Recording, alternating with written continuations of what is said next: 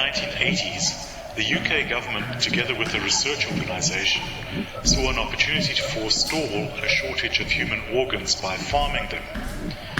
Genetically modified pig organs were grafted onto baboons that were to host the organs until transplantation into humans. The procedures that developed were flawed from the start, as scientists well knew, but the commercial pharmaceutical interest was in producing and selling immunosuppressant drugs. The deeper issue is to investigate how our society has come to ratify and permit such dubious actions. Much of the material is secret. The rise of 18th century bourgeois Protestantism entrenched certain mores, like what constitutes good and moral behavior. I believe through religious and medical conditioning, we have accepted a moral view that animals are inferior to humans and that human life is to be preserved at all costs. I would like to examine these attitudes in the context of the xenotransplant nightmare. In a sense, these are history paintings, since stem cell research has displaced this kind of experimentation in most Western countries. The transplant of animal organs into human beings is a multi-billion-dollar business venture built on the anticipated sale of patented techniques and organs, as well as drugs to overcome organ rejection.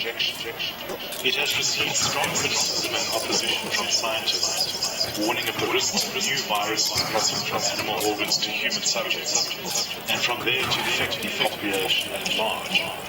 But regulators are adopting a permissive attitude for clinical trials to go ahead.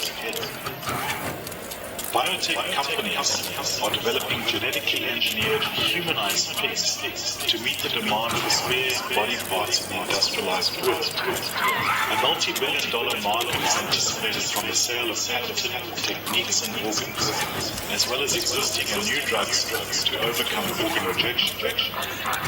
Still, in the experimental phase, it has received strong criticism and opposition from mainstream scientists, warning of the risks of new viruses crossing from animal donor organs to human subjects, and from there to infected population at large.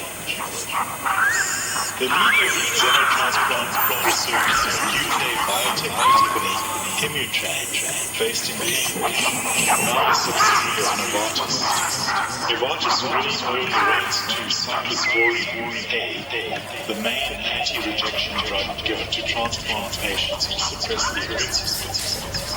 Since acquiring Immunosuppressant, Novartis has pledged $1 billion for research in xenotransplantation, and thereby to dominate a projected $11 billion a year market for drugs and associated immunosuppressant drugs. An estimated 10,000 pigs and nearly 500 primates have been used in the UK with very little accomplished. Xenotransplantation is in crisis. At the bottom of the crisis lies some shoddy science that puts the world at risk of viral pandemics for the sake of profit. At least one company, PPL, which produced Dolly the clone sheep, is reported to be winding up xenotransplantation research on the possibility that pig virus could infect humans. Transgenic pigs, rather than our close relatives, primates, were considered as organ donors because there are greater ethical objections to using primates. Large numbers of primates are exploited and made to suffer as experimental transplant recipients, and primate-to-human transplant clinical trials have been authorized in the United States. The first hurdle in transplanting organs between distant species, as in the case of pig to human, is hyperacute rejection of a donor organ by the host. This reaction is swift and severe and depends on naturally occurring pre-existing antibodies. Naturally occurring human anti-pig antibodies predominantly recognize the carbohydrate antigen galactose alpha. Galactose attached cell surface proteins. The enzyme for making the galactose galactose exists in all mammals except humans, full-grown monkeys, and the great apes.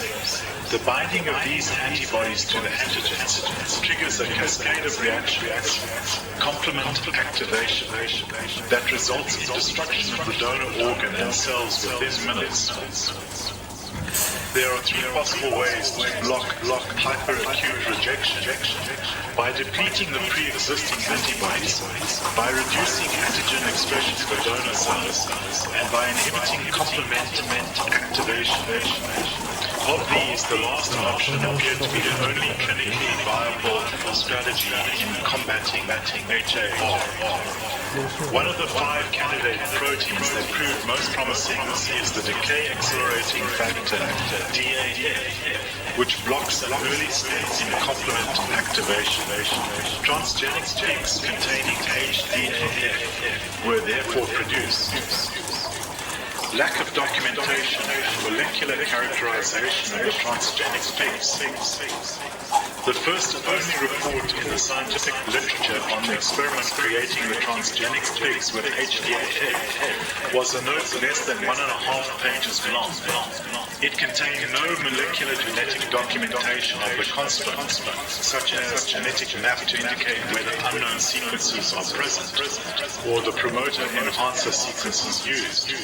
It did not state how the mini-gene construct was introduced, whether by itself or spliced into a vector. Later papers up to year 2000 all referred back to the same experiment with no further elaboration.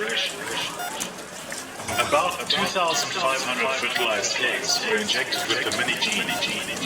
Of 85 surrogate mothers implanted with the embryos, 49 delivered livers with 311 piglets, 49 of which were transgenic, that is, contained human DNA, with 1 to 30 copies of the gene. Only 33 expressed the gene for HDAF, however. The rate of success is thus no better than 1.3%. These results underscore the unpredictable, uncontrollable nature of the transgenic process and the low rate of success. Transgenic organisms, plants as well as animals, are genetically unstable and do not breed true. Transgenesis is unpredictable and uncontrollable, and transgenes are unstable. Transgenic constructs typically integrate at random into the host genome and in a scrambled configuration consisting of... In 10 years' time, how many people could xenotransplant help worldwide? Estimates vary. It depends on many factors.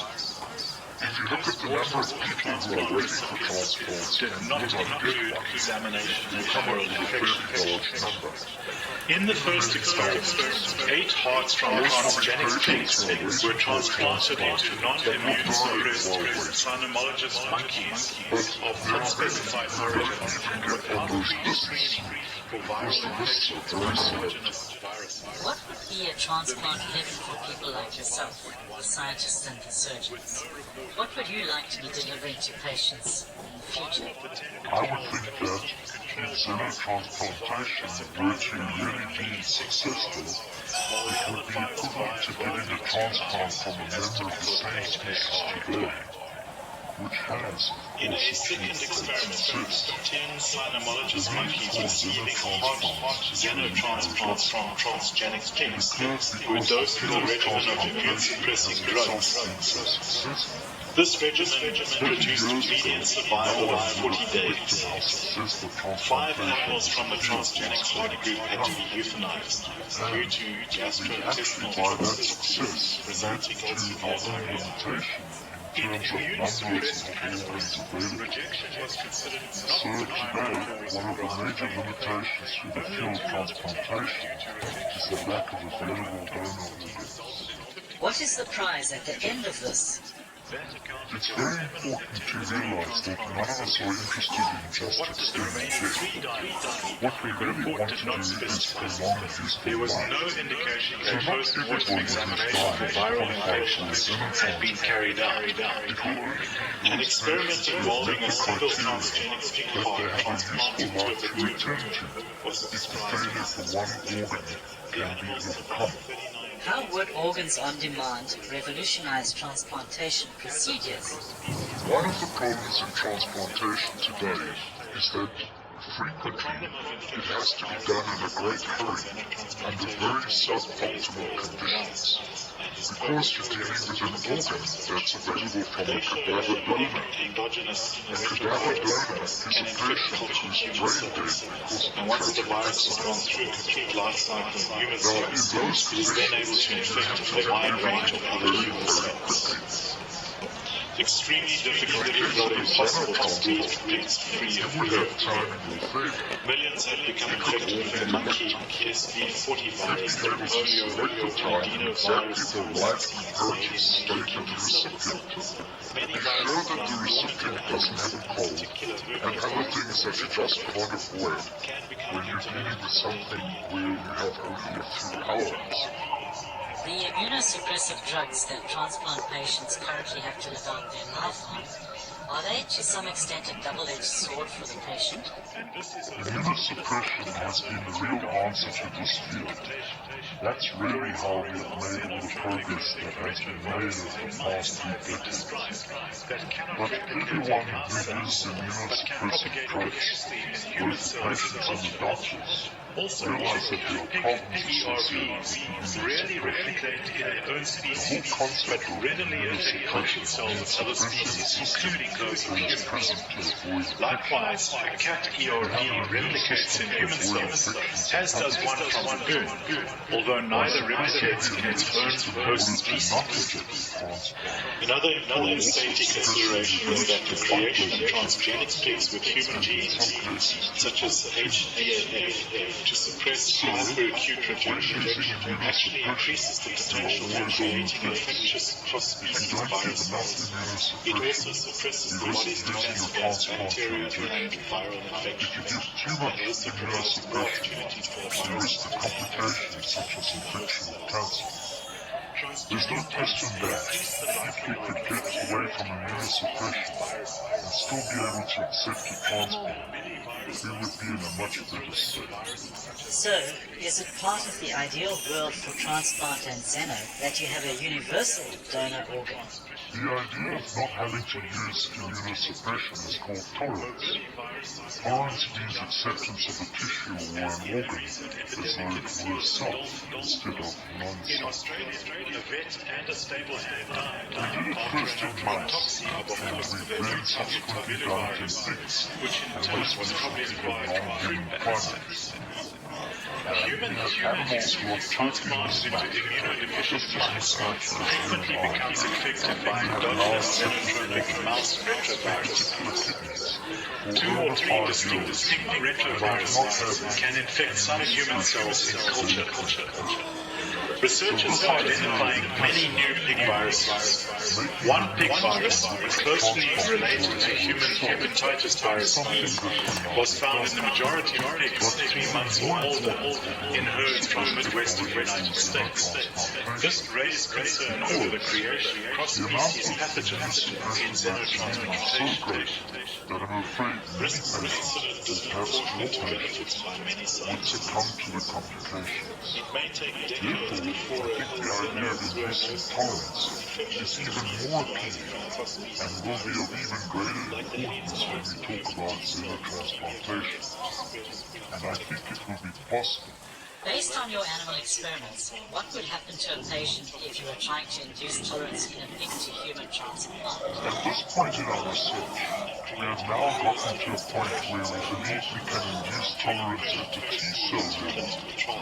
But there are two types According to the United Network for Organ Sharing, the number of transplants increased from 12,000 to 20,000 between 1988 and 1996, while the number on the waiting list soared from 16,000 to 50,000, and the number of deaths... Practically speaking, if in the future a human was to accept a pig organ and you wanted to induce tolerance to that organ in the human recipient, what would you have to do?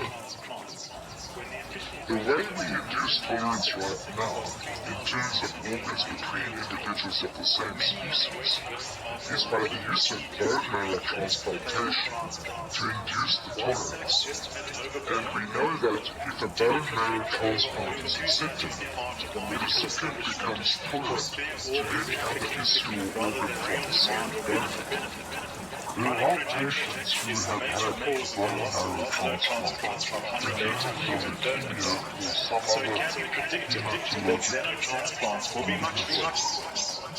A new study published in the British Medical Journal suggests that even transplants from unrelated humans save lives only in patients on the verge of death. The study was carried out in Germany. Researchers looked back at 889 patients listed for a first heart transplant in 1997. The patients were categorized into groups with low, medium, or high risk of dying, and compared the mortality of those on the waiting list with those who had a transplant. It turns out that there were no differences in mortality for the low and medium risk groups. Only in the sickest patients was there improvement in survival due to the transplant. There is evidence for cross-species viruses in xenotransplant recipients. Evidence that baboon viruses have arisen in two human subjects transplanted with baboon virus versus 2 years ago. DNA and then replace it with donor bone marrow. virus and For leukemia, for example, we want to get rid of every last leukemic cell. the presence of baboon But we now know that you don't have to get rid of the whole host's immune response in order to get tolerance from a bone marrow transplant. If you can get just a small percentage of the bone marrow of the donor to survive in the recipient, you will get the full tolerance. You want them to coexist. And that's what we call mixed chimerism. post-transplant It's a mixture. It's underscores the potential infectious risks associated with xenotransplantation. And that mixture leads to These were the tolerance. first baboon to human So, in the future, if this worked, the patient who was planning to receive the pig organ would have their bone marrow partially destroyed. The idea would be that prior to the transplant of the organ, or at the same time, to also provide a source of donor cells from the bone marrow, or perhaps from the peripheral blood, perhaps from the Both thymus. patients had hepatitis B We're not virus-associated sure liver yet what would be the cirrhosis. optimal source of those Neither donor transplanted cells baboon to liver use functioned normally. In addition, both patients developed kidney failures and multiple post-transplant infectious complications. Both received an immunosuppressant regimen of FD506 or prednisone which would induce this kind of tolerance at the T-cell level. And we actually have evidence that we're able to do that right now. What sort of survival rate have you had with animal experiments to test this tolerance out? For closely related species, such as baboon to cynomolgus monkey, we now have animals that have accepted organs after this kind of mixed chimerism procedure for over 2 years. So for a xenograft to be closely related it is possible that these circulating xenogenic cells could also act as conduits for new human infections, since retroviruses commonly exist as persistent latent infection with an incidence of disease that varies because of both host and viral factors. The possibility that baboon foamy viruses might cause disease in humans remains a consideration in discussing the future animal sources for xenotransplantation. Theoretically, other yet to be characterized viruses carried by baboons might also be transmitted to human recipients. And so for the xenograft from a distant species, such as picture primate, to be fully accepted, we have to overcome both the T-cell and the B-cell forms of immunity. You've developed a particular type of tick which you believe will work better in the transplants of the future. How did you discover or find the animal? Over the past 25 years, we have bred a line of miniature swine as what we believe to be the most appropriate donor for xenotransplantation. These miniature swine get to about 200 to 300 pounds when they're fully grown. Domestic swine, ordinary pigs that you'll see in the market, get to over 1,000 pounds when they're fully grown. Despite evidence that PAM and PCMV were present in the culture up to at least passage 10. On the basis of this evidence, PCMV is unlikely to be a significant zoonotic agent in clinical xenotransplantation of pig organs to human. The experimental results were equivocal to say the least. It is bad science to draw any conclusions on the basis of such limited and inconclusive data. Cell culture conditions are obviously different from the conditions in which a xenograft is transplanted into a living body. Furthermore, positive indications of PCMV There are also many other advantages to miniature swine for use as experimental animals, because they can be housed in a reasonable animal facility, whereas domestic swine really can't. Do you want to make those animals transgenic? Do you want to introduce human genes into them to make the organs more compatible with us? The use of transgenic animals has major advantages to the field of transplantation, because you can either plant or eliminate genes. They take at face value a report published by Immutran Novartis and other biotech companies claiming no retroviral cross-infection in patients exposed to pig tissues or receiving xenografts, and which has been criticized by many scientists. As the miniature swine you work with stand at the moment, have any of them been genetically modified? The genetic modification in our miniature swine has been done not by spleens, kidneys, livers, or devices made with pig liver cells.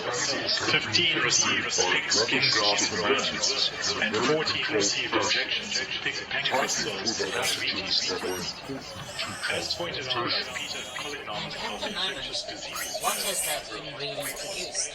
Has it suppressed what our body's defense system recognizes as animal within those pigs? No. The idea of having an inbred donor, and the reason that would be important for transplantation cases, for example, the possibility of infection remains in 4 patients with positive antibodies to PERV, and in another 4 patients with unexplained symptoms, skin rashes. In addition, lack of antibodies to PERV may not exclude the existence of infection, as for example, diseases, which include mad cow disease, cannot be detected by antibodies from cellular and responses. So, you're trying to create by a natural selection process that you've managed pigs that are so close to each other that they're almost as good as clones. They are essentially clones. They are essentially identical twins. And we've known this to be possible for mice for many years. And the problem has been Emmanuel Goldberg, professor of microbiology and molecular genetics at New Jersey Medical School in Newark, noted that a majority of the samples tested with transplantations whose blood had been flushed to pig organs tissues and recirculated into their bodies for very short periods of the organs to hours. So from the point of view of transplantation, these animals are identical. In the course of doing that, have there been any other benefits that have come to light? I'm thinking of cross-species infections.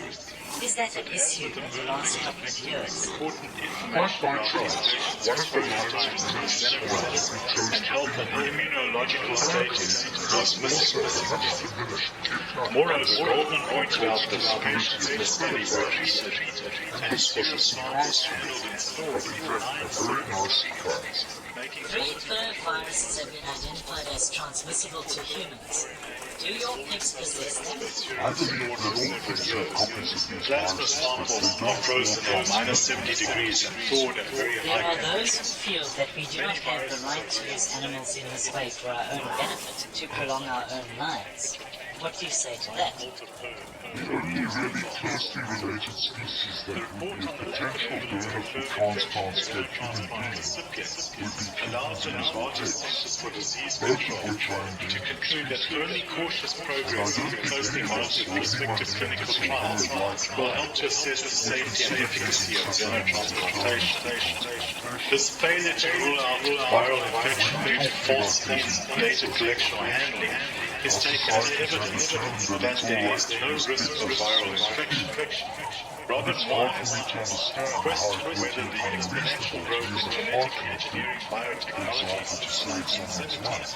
may have If it's contributed alright to to use the recent pigs to produce resurgence of both in captive a group system, antibiotic Are there also animal welfare issues that spin out of this?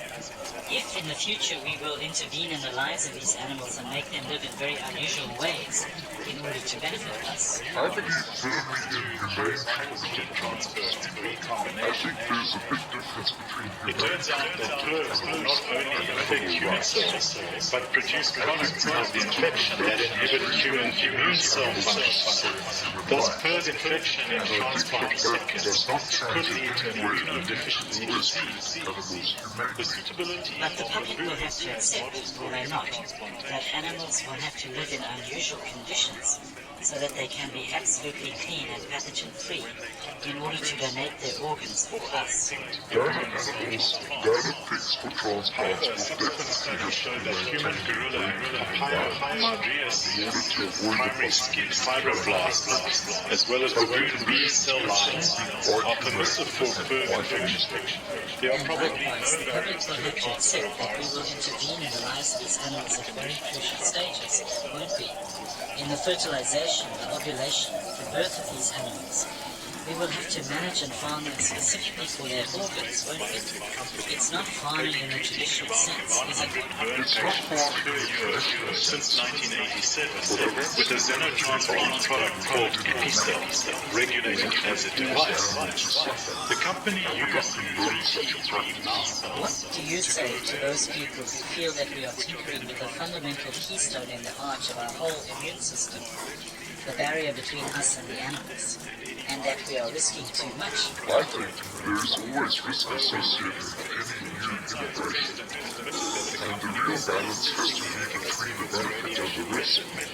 And it Now, had been performed unfortunately, in at the the moment, required tests because to determine transplantation whether its is mouse not cells yet could infect human cells. we can't really Most measure the striking benefit. was the company's admission that they had not kept a registry of the patients treated, nor followed up to see whether any of them might have developed signs of illness or infections.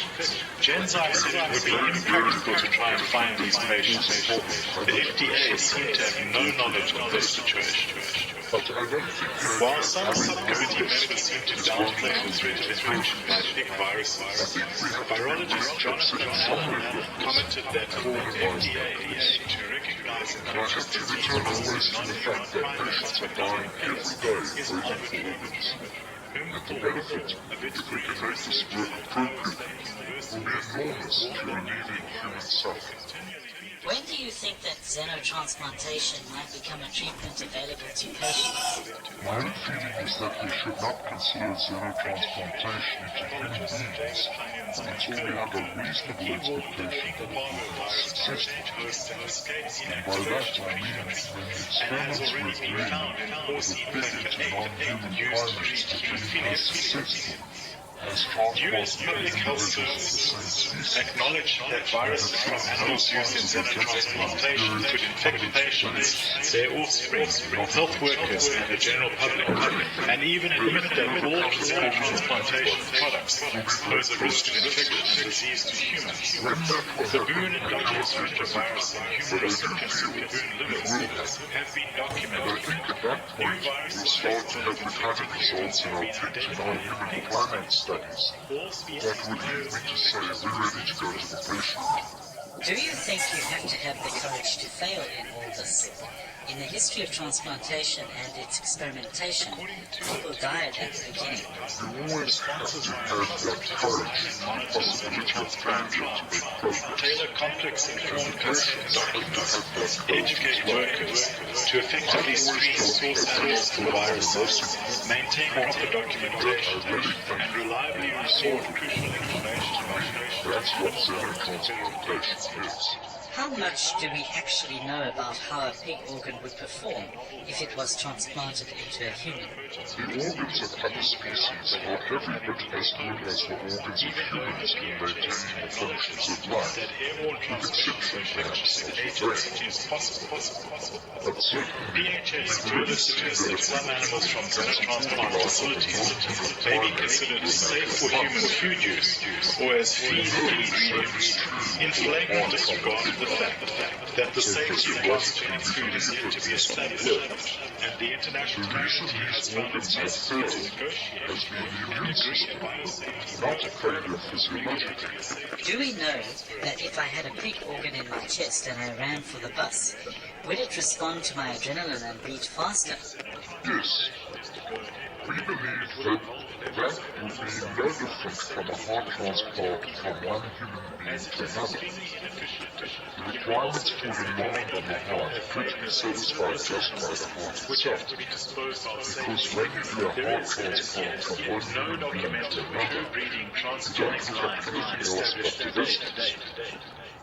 The prospect of commercial cross-species transplantation or xenotransplantation attempted since the early 20th century has created huge financial incentives for biotechnology and pharmaceutical companies. While some researchers and animal research advocates are optimistic about xenotransplantation's potential, others are calling for a moratorium on the technology, which they say threatens public health and the environment, has an appalling track record, and is both expensive and unnecessary.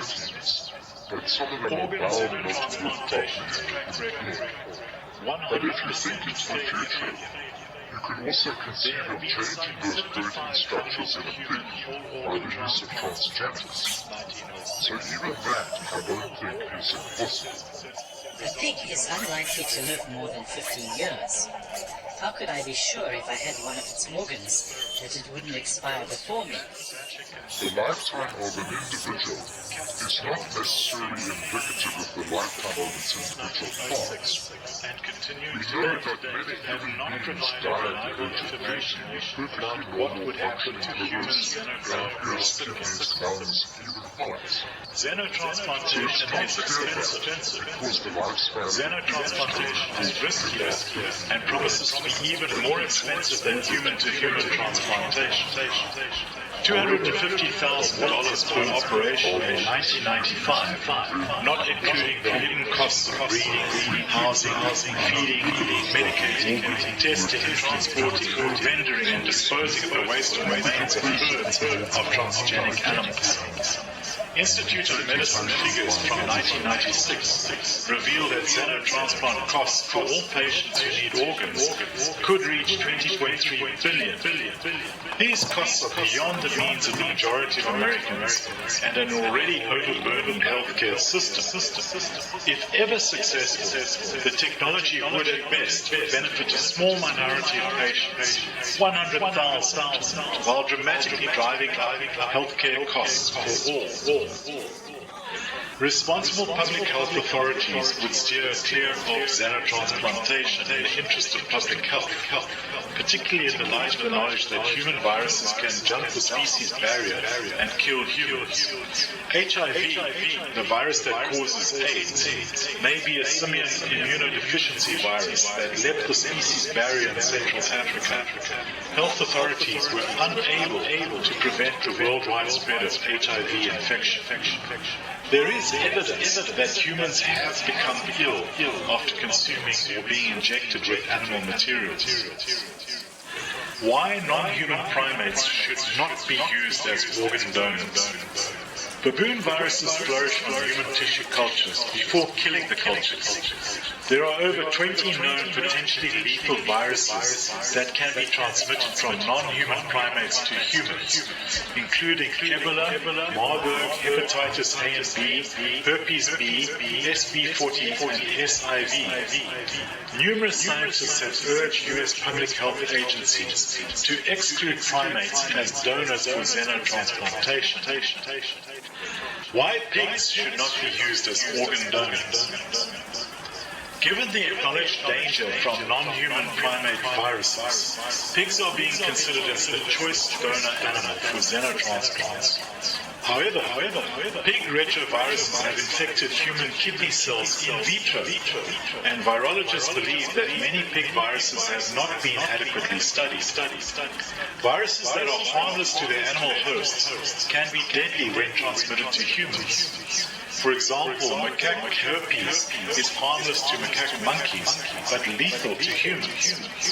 The deadly human influenza virus of 1918 that killed more than 20 million people worldwide was a mutation of the swine flu virus that evolved from American pigs and was spread around the world by American troops.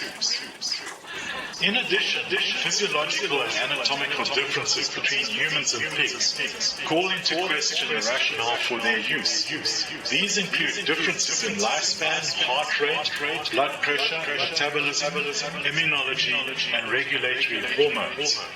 A pig heart put into a human will turn black and stop beating in 15 minutes.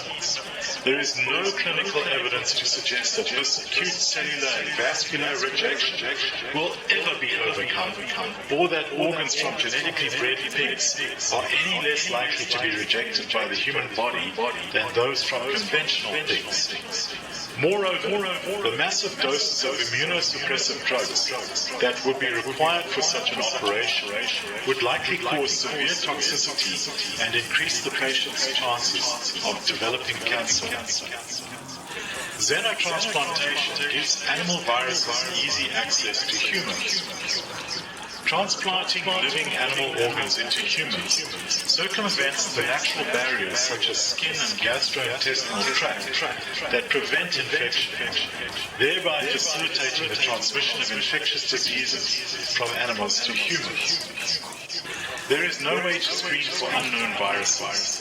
Proceeding with xenotransplantation could expose patients and non-patients to a host of new animal viruses, which could remain dormant for months or years before being detected. Many viruses, as innocuous as the common cold or as lethal as Ebola, can be transmitted via a mere cough or sneeze. An animal virus residing in a xenograft recipient might become airborne, infecting scores of people and causing a potentially deadly viral epidemic of global proportions, akin to HIV or worse. It is highly unlikely that scientists and healthcare workers would be prepared to cope with such a scenario. The myth of the germ-free animal. Xenotransplant proponents claim that they will breed germ-free animals to diminish the risk of viral transmission. But in its June 1996 report, the Institute of Medicine acknowledged that it is not possible to have completely pathogen-free animals, even those derived by caesarean section, because some potentially infectious agents are passed in the genome, and others may be passed transplacentally. Some British virologists say that it would be a daunting task to eliminate infectious retroviruses from pigs to be used for xenotransplantation, given that they estimate approximately 50 per pig endogenous retroviruses per pig genome. Weak regulatory oversight and human error and negligence would facilitate disease transmission. Proposed regulatory oversight of xenotransplantation procedures is weak and would likely be highly flawed. Virologist Jonathan Allen has stated that in choosing voluntary guidelines to be enforced at a local level via local institutional review boards, the FDA CDC committee has chosen the least stringent and possibly least successful method of policing these transplant procedures. Moreover, in all areas of human activity, particularly when money is involved, the potential for fraud, error, and negligence exists.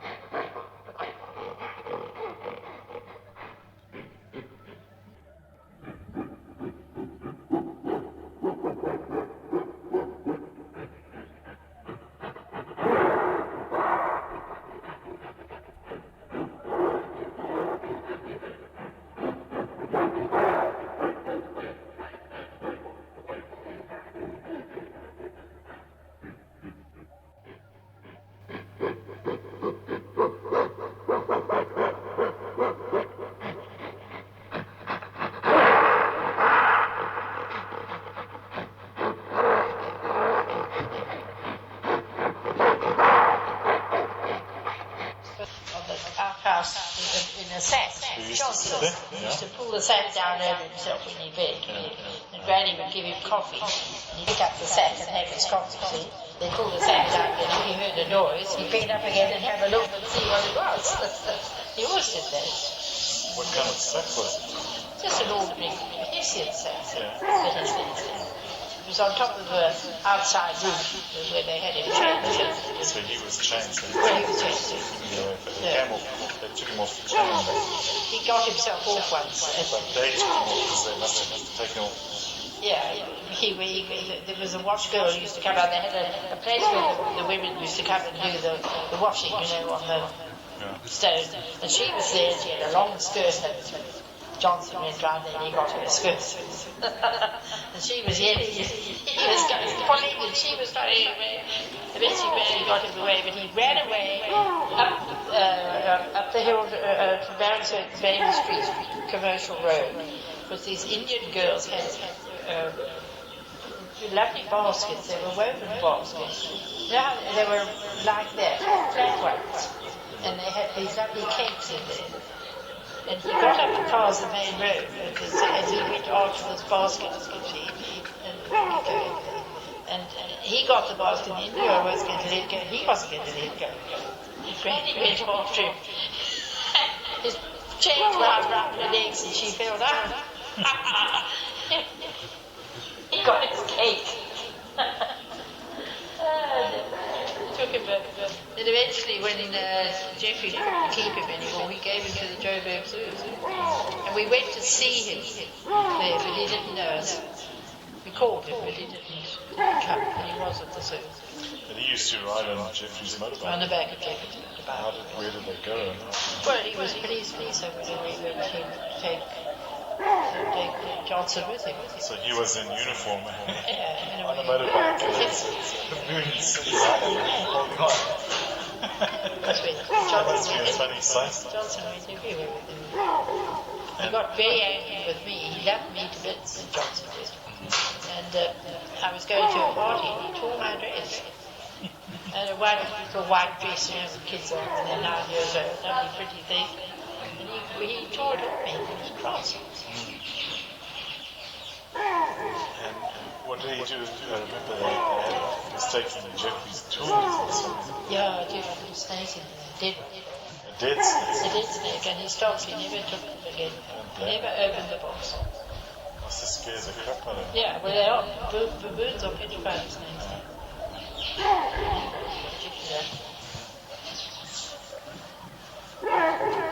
Can you tell the story of your...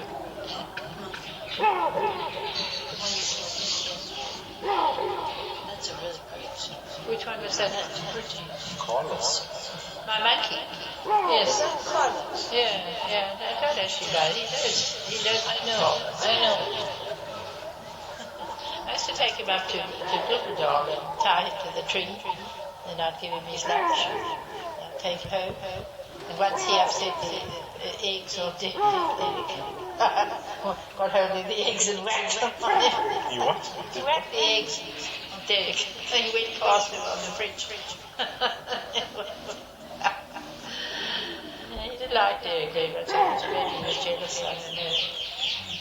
When you say he used to go on top of the wardrobe and look off and grab his chest. Yes, he did. And he used to grab Wobble's tail. He'd come down off his pole where he was sitting and grab Wobble's tail. And she used to upset it.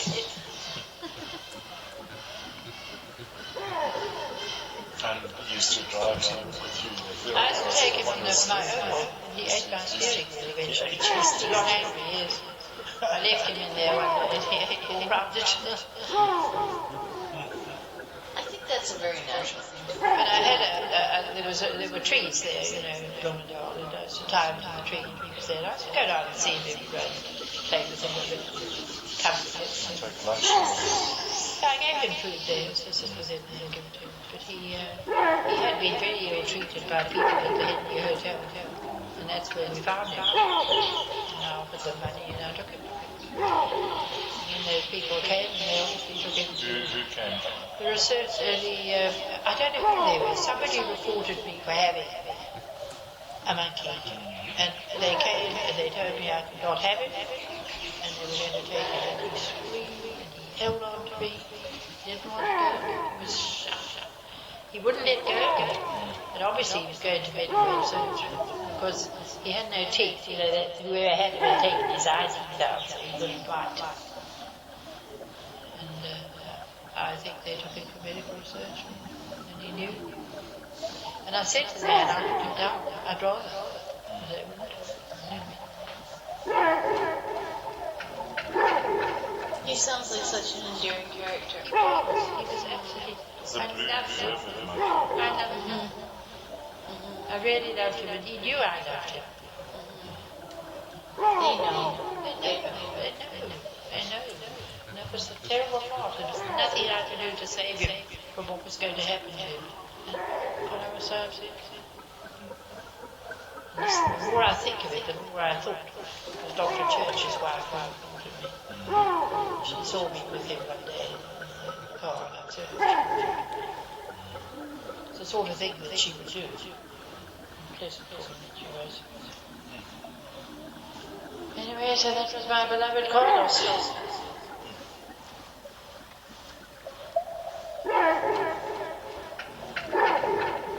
But they wouldn't give you time to get a permit or anything, you know, because I'm sure I could have got one. But they obviously seized the other man's place, because the house that we're in now, there was a guy from the butcher shop who was living there, he had one there. And they also took him. Because I said, why do you allow him to have it and I'm not allowed it? Because obviously it was stupid of me, because they then took him also. Anyway. One of those things, eh? Yeah. It was, but it was a very sad time.